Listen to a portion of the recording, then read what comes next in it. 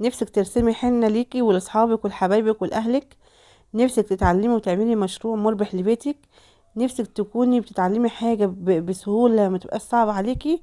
تابعينا النهاردة ان شاء الله بإذن الله من تاني فيديوهات لينا في كورس تعليم الحنة، خطوة خطوة معاكي لكل الناس المبتدئة، وكل التفاصيل الصغيرة والكبيرة هتعرفيها ان شاء الله معانا. بس تابعينا ان شاء الله بإذن الله، ولو ما اشتركتش في القناة اشتركي دلوقتي حالا وتابعي الفيديو للآخر، هتستفيدي معانا كتير قوي. السلام عليكم ورحمة الله وبركاته، اللهم صل وسلم وبارك على سيدنا محمد. ونبدأ على بركة الله ان شاء الله بإذن الله الكورس بتاعنا. تاني فيديو لينا ان شاء الله، واللي مشافش الفيديوهات اللي فاتت يشوفها، هحطها لكم تحت في صندوق الوصف او قدامكم فوق في الاي. طبعا هنبدأ معاكم دلوقتي. ده الكاكاو الخام يا جماعة، او اي نوع كاكاو عندك مفيش مشكلة منه، المهم يكون كاكاو لان بودرة وناعم وهينفع معاكي جدا بديل الحنة. واي ورقة شيبسي او كراتيه او اي نوع من الاكياس العادية. ومعانا دبوس كبير زي ما انتم شايفين وصغير. الصغير ده رفيع يا جماعة، اللي عايزة الرسمة رفيعة واللي عايزة تخينة شوية تحط الدبوس الكبير دوت، هيديك الفتحة اللي هي تطلع لك الرسمة تخينة شوية. تمام. فمعاكي ده ومعاكي ده، بس اهم حاجه اوريك الطريقه وانتي استغلي اي واحد من الاتنين. ومعانا كوبايه فاضيه وكوبايه فيها شويه ميه عشان خاطر نقلب فيها الخليط بتاعنا. ومعانا بكره بلاستر هتجيبها من عند اي مكتبه عندك. تمام. فاحنا هنا هتلف القرطاس عادي، بس اهم حاجه تكوني مسحاها بمنديل عشان الماده الزيتيه دي بتخلي البلاستر اللزق يعني يا جماعه ما يمسكش فيها، فهيفلت معاكي وممكن يبوظ لك كل الحنه اللي هتطلع منك وهتبهدلك الدنيا، والشغل كله هيبوظ معاكي. فاهم حاجه تكوني حريصه جدا. نضفي الورقه دي اول باول. وبصوا انا هي قبل ما اقفل القرطاس، شايفين ايدي باينه اهي من الخرم، قبل ما اقفل القرطاس في اللحظه دي هحط الدبوس يا جماعه. تمام.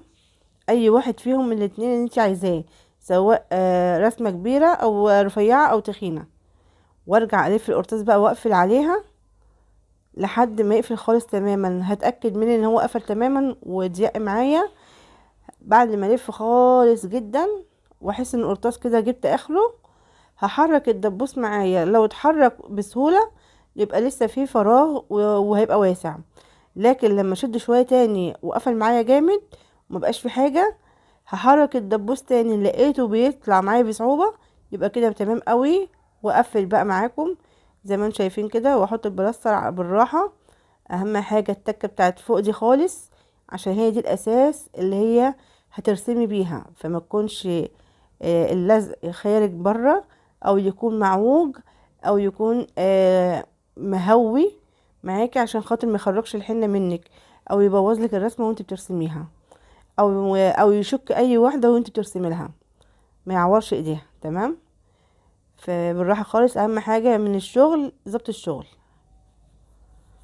فاحنا كده ظبطنا معاكم اهي اول الفتحه بتاعتنا لحد ما جبنا للاخر، وهنرجع نكمل برضو باللزق لحد الفتحات الاخرانيه اللي هي بتاعت القرطاس من فوق.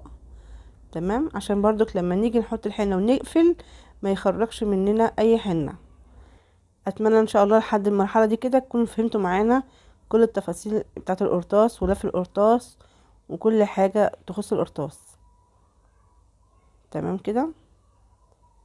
اكدوا عليا لو انتوا فاهمين معايا المرحلة دي، او عدتكم حاجة او في حاجة مش فاهمينها اكتبوا لي في التعليقات، وان شاء الله باذن الله هرد عليكم وهتابعكم واحدة واحدة. ان شاء الله باذن الله هتكونوا احسن مني. لعلمكم انا برضك يعني على قدي، يعني انا مش حريفة قوي، ولكن الحمد لله بقدر ان انا اوصل لمرحلة ما يعني كويسة. انا هحط كده معلقة ونص من الكاكاو، المقدار اللي انت تتعلمي بيه، ممكن تحطي معلقة ممكن تحطي نص معلقة. الكاكاو عامل زي الدقيق يا جماعة، بيزيد شوية لما بتحطوا له المية. فاحنا هنحط شوية شوية كده ونقلبهم علشان احاول اخلط الكاكاو كويس وما يبقاش فيه تكتلات. عايزه تاخدي الميه بالمعلقه خديها. لو انتي قلقانه مثلا بالمعيار بتاع الميه خلاص خليكي بالمعلقه. لو انتي واثقه في المعيار اللي هينزل منك ادلقي بالكوبايه. ولو عندك حقنه اللي هي السرنجه تمام. لو عندك بخاخه او قطره اللي هي بناخد بيها العلاج بتاع الاطفال او القطره بتاعه العين بخي بيها عادي. تمام. احنا كده كده اصلا يا جماعه بنتدرب في الكاكاو اللي هي الحنه الكدابه. فاحنا نحاول على قدر الامكان بناخد بالوسائل اللي هي البديلة المتاحة لينا عشان نقدر نتعامل مع الحاجة دي. فزي ما انتم شايفين كده انا كده بقلب وباخد المية واحدة واحدة عشان انا عايزة خليط مظبوط، ما يبقاش سايل وما يبقاش مكلكع وتخين. فانا هوريكم دلوقتي الملمس بتاعها ناعم ازاي، وكمان سلس ازاي، وهينزل معانا بكل سهولة ان شاء الله باذن الله في قلب القرطاس. هفضل اقلب كتير كده لما احس ان هي لزجة وبقت سلسة معانا شوية كده وناعمة. بصوا لما ارفع بالمعلقة كده الخليط بتاعنا هتلاقيه بينزل بتقل شوية. فطالما بينزل بتقل كده شوية يبقى لسه شوية عايز مية. فهوريكي برضو معاكم واحدة واحدة ومرحلة مرحلة. بصوا تقيلة ازاي، شايفينها كده بتقطع معانا اهي وتقيلة. لا هي كده محتاجة شوية من المية صغيرين اهي، شايفين قطرة صغيرة خالص. وهقلب وبرضو هرفع تاني بالمعلقة وهشوف لو نازلة معايا سلسة على طول، يعني مقطعتش معانا ومش تقيلة، حلوة قوي كده. طبعا السمك ده هتعرفيه وانت بتعملي. بصوا شايفينها اهي. واكيد طبعا كل واحدة فينا عارفة الملمس بتاع الخليط قدامها. فانا كده هحط كوباية واحط فيها القرطاس عشان معيش حد يمسكه. فلو عندك طفل ممكن يمسكهولك مفيش مشكلة. استعيني بالله ثم بأي حاجة حواليكي. فانا هنا قدامي الكوباية وبالراحة خالص بصباعك كده اسند القرطاس عشان ما يتزحلقش منك ويروح هنا ولا هنا والحنة تتبهدل وتقع. فبالراحة خالص احنا بنعمل الكاكاو على اساس ان هو الحنة، فانتي هتتعاملي بنفس المعاملة مع الحنة بنفس الطريقة. تمام كده. فانا كده خلاص حطيت الكمية بتاعتي على قد القرطاس واحاول انزلها. لو عايزة تاني هحط لها، مش عايزة خلاص. طبعا انت في الحنة مش هتحطي الكمية دي، اكيد انت هتحطي معيار معين صغير خالص، ولما تحتاجي اعجني تاني. افضل من ان هو يتبقى منك حنة وتترمي، او ان هو بس يتبقى منك حنة وتبوظ منك. فالافضل ليكي تحطي معيار معين وتكوني فاهمة المعيار ده قد ايه عشان خاطر ما يتبقاش منك ويبوظ ويتبهدل منك وتخسري الحنة. فمكسبك اللي هيطلع من الحنة هيبقى في الحاجات دي. فنحاول على قدر الامكان ما نهدرش وناخد بالنا من الطريقة. وحاول على قدر الامكان ما تبدأيش في مشروعك الا لما تكوني خلاص اتمكنتي وعرفتي المقدار اللي تحطيه في الحنة والمقدار اللي هتتعاملي بيه وهتتعاملي ازاي بالقرطاس، وعندك الجرأة او الشجاعة ان انتي تقبلي على حاجة زي كده تمام بدون اي اخطاء. يعني تكوني الحمد لله اتمكنتي تمام. ابدأي مشروعك حتى لو بالقليل خالص، لو بالاطفال وكل واحده ايديها مثلا ب5 جنيه، اي رسمه كده خفيفه واعملي لنفسك اسم. واهم حاجه اختاري نوع الحنه كويس. وعرفتكم المره اللي فاتت انواع الحنه، بعض الحنه يعني مش كلها، واحسن الوحشين فيهم اللي هي التنشن، فخليكم فيها. طبعا مع باقي الحنه ان شاء الله باذن الله معرضها لكم، وانتوا اكيد باذن الله مع شغلكم وتعاملكم مع الحنه اكيد ان شاء الله باذن الله هتشوفوا الافضل والاحسن ليكم وتشتغلوا بيه. وابدأي اعملي لحد من صحابك من جيرانك من حبايبك، مرة مجاملة مرة مش عارفة ايه، اعملي الواحدة بفلوس وواحدة مجاملة بحيث ان انت تعملي دعاية لنفسك وهم كمان يعملوا الدعاية ليكي. تمام. انا كده قفلت خلاص وتنيتها وعملت بيها اللزقة وبسترتها كويس عشان ما يخرجش منها الحنة وانا برسم. تمام. هنا بقى في المرحلة دي كده هشيل الدبوس عادي واشتغل ان شاء الله باذن الله معاكم ونبدأ مع بعضينا. بس هجيب الورقة ونرسم مع بعض ان شاء الله باذن الله. اي كف عندك، اي كف، اي رسمه تطلع معاكي، مش شرط تكون الكف يطلع مظبوط. اشيل بس الدبوس اهو. بصوا بيطلع بصعوبه ازاي يا جماعه اهو. ده ما شاء الله اللهم بارك، يعني المكان كويس جدا ويخرج معانا الحنه. بصوا ما شاء الله اهي. نبدا مع بعضين ان شاء الله كده على طول، وارسم بس الاول كده رسمه بكف ايدي، اي رسمه زي ما تطلع معانا عشان اتعلم بيها الرسم. تمام. هوريكي كام نقشة كده للضوافر عشان لو حابة حد مثلا يغير معاكي الرسمة بتاعة صباعه فممكن تعملها له. في ناس بتحبها سادة، في ناس بتحبها منقوشة، فكل واحد وذوقه. فانا هوريكي كام رسمه كده ان شاء الله باذن الله على الضوافر، وانتي اتعاملي بيهم وشوفي الناس هتبقى طالبه منك ايه. تمام كده. فانا كده عملت كف، وابدا معاكم فيه عشان نتعلم عليه. فهبدا معاكم ان شاء الله دلوقتي بالضوافر. بصوا، بسم الله. انا في حاجه هقفلها في صباع هقفله. طبعا ده المعدات اللي احنا عارفينه ان بيحبوا الضوافر المقفوله بالحنه. تمام. فبتقفليها كويس جدا، وبتبداي تعملي خط رفيع كده حوالين الضفر كله عشان تحددي، عشان خاطر ما يطلعش منك خارج الضفر. وبعد كده تقفلي الدايره اللي انت عملتيها. والضفر التاني زي ما انتم شايفين كده انا قسمت وعملت نص مقفول بالحنه، واحاول على قدر الامكان اظبطه عشان ما يبقاش شكله مش كويس، ونقرش الناحيه التانية واعمل لها نقط تليق مع الناحيه الساده. ده كده شكل. تمام. والشكل التاني اللي هي اشكال، ممكن مثلا ايه، نعمل نجوم صغيره على قد ما تقدري تعملي، مثلا ايه حسب ضفرها، يا نجمه وحواليها نقطتين، يا نجمتين وحواليهم مثلا نقطتين تلاتة. تمام. وممكن شكل تاني ان شاء الله نعمله برضو. ممكن نعمل مثلا هنقفل مثلا، نعمل زي مثلث كده. تمام. ونقفله ونحاول نمشي عليه تاني عشان نظبط بس رسمة المثلث، وتبقى محاوضة شوية كده، تدي منظر كويس، تدينا منظر حلو يعني كده، وننقط بعديها. ده برضو بشكل. تمام. وهعمل لكم برضو بشكل تاني. بصوا، هنعمل دي نقط بقى. يعني ممكن نعمل نقط زي ما انتوا عايزين، او ممكن نعمل مثلا قلوب صغيرة خالص. المرة الجاية ان شاء الله هعمل معاكم برضو اشكال تانية. انا بديكم حاجات بسيطة ان شاء الله باذن الله تنفع معاكم كمبتدئين. فدي نقشات خفيفة جدا وحلوة قوي، وهتبقى كويسة جدا، وهتبقى في اقبال عليها. بس زي ما احنا متعودين وقلت لكم، احنا لازم نتعلم مع حد قريب مننا، كأطفال كقرايب كإخوات، هندرب نفسنا عليهم. وتجيبي حنة عادية خالص ما تستاهلش، اللي هي ايه، زي جنة زي جمانة الحجر الاسود. دربي نفسك دربي نفسك عليها مع الاطفال. فتعملي لك رسمة اتنين تلاتة كده مع الاطفال الصغيرين دول في اي وقت عادي. ما تستنيش يكون في مناسبة، عشان حتى لو طلعت مش حلوة ما يبقاش فيه اساءة ليكي. زي ما انتم شايفين كده احنا عملنا خطين رفيعين، وبالراحة خالص كده على الدوائر الصغيرة دي تحاولي على قدر الامكان تطلعيها قد بعضيها، والناحية التانية هنعملها نقط. تمام. لو الرسمة بالنسبة لكم كده واضحة عرفوني، ولو مش واضحة اوضحها لكم باذن الله المرة الجاية اكتر. تمام.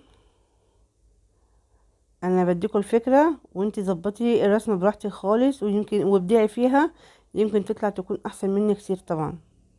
ربنا يا رب يكرمكم ويسعدكم ويوفقكم ان شاء الله، ويحسن ما بين ايدينا وايديكم يا رب. احاول اعمل زي السنبله كده نقطه. بصوا يا جماعه، هي النقطه وبسحب لتحت، بسيب القرطاس يعمل لي نقطه دايره صغيره كده واسحب بيها لتحت.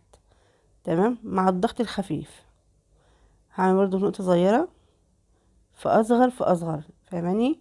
فانت تعملي يعني ايه على شكل دواير، بس ايه احجام، نقطه كبيره شويه واصغر فاصغر خالص. تمام. فنحاول على قدر الامكان نظبط الرسم. دي مرحله تعليم، نلعب زي ما احنا عايزين، نبدع فيها واحنا بنتعلم لحد ما نتقن ان شاء الله باذن الله الرسم، ونبدا باذن الله مشروعنا، او نفرح كل اللي حبايبنا وكل اللي حوالينا. هعمل شكل تاني على الصباع التاني. انا بديكوا اشكال تمشوا عليها، مش شرط يكون الرسمه اللي في الكف هي نفس الرسمه بتاعت الصوابع. اعمل حلزون كده زي علامه استفهام اهي، واحاول اجيب واحده عكس التانية وانزل بيها زي حرف الاس. تمام، اعمل حلزون اللي هي زي علامة الاستفهام دي، وانزل بيها على السطر اللي احنا عاملينه الخط الصغير ده، وارجع اعمل تاني واحد عكسه. تمام، ونحاول نشكلها مثلا بايه، بدي كده، اعمل لها نقطة واسحبها، ادوس نقطة واسحب لفوق. تمام، وهرجع اعمل 3 نقط على كل واحدة من دول، بحيث كده ان اشوف كده هيديني شكل احسن ولا لا، اللي فوق واللي تحت. فاحاول اعمل الاتنين زي بعض من جوه مش من بره. انا حسيت ان شكلها هيبقى يطلع احسن، فقلت اعمل التانيين برضو، لان لوحديهم كده ودول لوحديهم يعني ده شكل وده شكل مش هيبقى ماشي قوي. فانا معتقد كده يطلعوا ان شاء الله باذن الله كده احسن وافضل. ونحاول في الصباع ده بقى نعمل بقى ايه، رسمة كويسة كده تمشي مع الاشكال اللي احنا عملناها دي. هنحاول نجيب خط من اول فوق كده ونسحبه على تحت. ممكن تجيبيه رفيع خالص وبعد كده تعيدي عليه عشان يثبت معاكي الشكل، او ممكن ما شاء الله تحاولي تحددي وتنزلي مرة واحدة بالحنة. مش ضروري يعني تخففيها وتطلع رفيعة معاكي، لا حاولي تضغطي عليها بحيث ان تترسم معاكي مرة واحدة، ما تعيديش عليها تاني. هنعملها برضو شبه السنبلة كده. حاول على قدر الامكان في اول مرة او تاني مرة مش هتنجح معاكي بسهولة، بس مع الممارسة وكل يوم تعمليها ان شاء الله باذن الله هتطلع معاكي وهتتقنيها وتطلع احلى واحلى باذن الله. بصوا هي زي النقطة واسحب لتحت، بسيب القرطاس هو اللي بيمشي يا جماعة. انا بضغط بس ضغطة خفيفة بيديني نقطة واسحب بيها لتحت، ضغطة خفيفة واسحب لتحت. تمام، يا رب تكون واصلة معاكم وتكونوا فهمتوها، والموضوع كله ان شاء الله يبقى سهل وبسيط عليكي وتقدري تعمليه وتغامري باذن الله، وما يهمكيش وما تخافيش، اقبلي على الحاجة باذن الله وربنا يوفقك. بصوا على قدر الامكان بحاول، بصوا بعمل النقطة وانزل ازاي اهي، بعمل النقطة واسحب لتحت بالراحة خالص اهي، شايفين؟ واعمل هنا برضو قدامها بحيث ان هو يديني شكل كويس.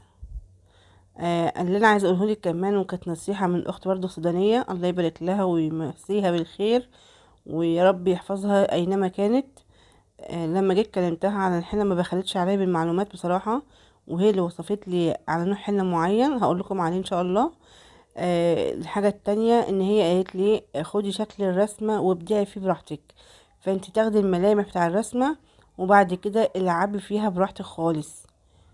فالناس اللي هي خايفة وكانت قلقانة مثلا زي كده في الرسم، تاخد الشكل بتاع الرسم تحدد وبعد كده تفنن زي ما هي عايزة. اي عايزه اقول لك صفا عظيم يا رب، يعني ايه، اي هبل في اي عبط كده هتلاقي الرسمه اللي طلعت معاكي ما شاء الله جميله وعاجبه اي حد. فانتي بصي اعملي وتوكلي على الله وربنا ان شاء الله باذن الله هيحليها في عيون الناس، وربنا يكرمك يا رب من وراها ويكون باب رزق ليكي. بصوا انا بعد ما خلصتها هحاول اعمل الصباع الكبير ده رسمه برضو معينه كده، او هخليها شبه السنبوله برضو. تمام كده بحيث انه يبقى قريب للرسمة الصباع ده. وهرجع اعمل بقى ايه، اكمل بقى في الكف حاجة توصل مع السنبلة. فنعمل حاجة ان شاء الله باذن الله تبقى خفيفة برضو. نفكر نعمل مثلا قلبين جوه بعض. بس انا هبدأ كده بسم الله، احاول اطلع لها شكل مظبوط شوية. تمام، اطلع من النص التاني واضغط معايا في القرطاس لما احس ان الرسمة مش عايز تنزل الحنة، يبقى القرطاس عندي خلص الحنة. احاول انزل من فوق لتحت، اضغط عليه من فوق انزل لتحت. تمام كده. نبدأ بقى ندخل القلب التاني من جوه، بسم الله، ونعمل بس النص ده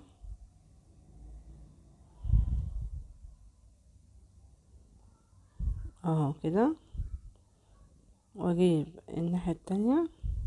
حاولي اعملي اي رسمة من دماغك، اي حاجة مثلا انت ليكي هواية فيها، رسمة الوردة مثلا، رسمة اشكال اطفال، زي مثلا الدبدوب، الميكي ماوس، الكورة والحاجات اللي هي بتاعت الاطفال دي.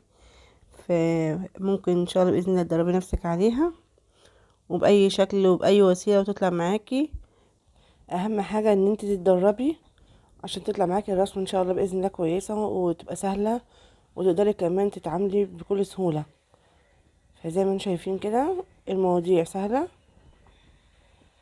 القلبين جوا بعض مش محتاجين حاجه. ممكن القلبين دول تعملوهم على شكل صغير خالص، اكتر من كده يعني حجم صغير اقل من كده. تستخدميها على الدراع، وجنبها قلوب صغيرة والنجوم وحاجات من دي. هي أفكار وممكن تتعاملي بيها. الحتة اللي أنا بسودها في القلب دي بقفلها بالحنة. انتي ممكن تشغليها بأي حاجة تانية وتسودي نص القلب التاني، تمام، تقفلي خالص. فدي معاكي ودي معاكي، احنا بنحاول نعمل أفكار مع بعض ونشوف حاجات سهلة وبسيطة. فأتمنى تكون الرسمة بتاعتنا بسيطة عليكم وتكون سهلة ليكم وتقدري تتعاملي بيها. وطبعا القرطاس زي ما انتوا شفتوه، الموضوع بتاع القرطاس ده سهل جدا وجميل جدا واحلى من الخله. فالخله بصراحه بتعذب كتير، وكل شويه تقعدي تحطيها في العلبه وتاخديها وتحطيها وتمسحي وتعملي. لكن القرطاس ما شاء الله اللهم بارك، بتحطي فيه حبه الحنه وتشتغلي زي ما انت عايزه. عايزه اقولك غطا صغير او نص معلقه من معلقه الشاي من الحنه، ما شاء الله اللهم بارك، ممكن يرسم لخمس اطفال، ست اطفال، ممكن يرسم لتلاتة كبار، اربعة كبار، تمام، حسب الرسمه بتاعتهم كمان. فاعملي الرسمه، واهم حاجه خدي بالك عشان بس ايه ما تغامريش وتخسري حنه كتيره. كده الرسمه بتاعتنا خلاص اهي، تمام. انا قلت لكم انا مش محترفه قوي، بس بحاول اساعد الناس اللي هي زيي، عايزه تعمل مثلا مشروع لنفسها، او عايزه تهدي حبايبها وتفرحهم بحاجه زي كده، او مثلا تحس ان هي مثلا بقت مميزه عن غيرها في حاجه هي بتحبها. واهم حاجه يا جماعه في ده كله ان احنا نبقى مقبلين على الحاجه اللي احنا بنحبها عشان تبدعي فيها وتطلعي منها احسن شغل. احنا كده خلاص خلصنا رسمتنا اللي هي البسيطه دي، وهمسح القرطاس واقفله بحته بلاستر عشان ما ينزلش حنه منه. اتمنى ان شاء الله يكون الفيديو عجبكم وتكونوا استفدتوا معانا. ولو لسه متفرجه معانا على الفيديو يا ريت تشتركوا في القناه لو ما اشتركتيش، ويا ريت الناس اللي ما اشتركتش معانا تحاول تشترك دلوقتي وتفعل الجرس عشان يوصلها كل جديد مننا. وكمان يا ريت كومنت تقولوا رايكم فيه على الحلقه النهارده بتاعت الحنه، والفيديو اللي فات برضو كنت قلت لكم هحطه لكم في الوصف، برضو تشوفوه وقولوا لي رايكم فيه ايه. ويا ريت كمان لايك منكم بمثابه شكر منكم ليا. دمتم في حفظ الله ورعايته. استنوا ان شاء الله فيديو اخر. السلام عليكم ورحمة الله وبركاته. ما تنساش من دعمكم ان شاء الله.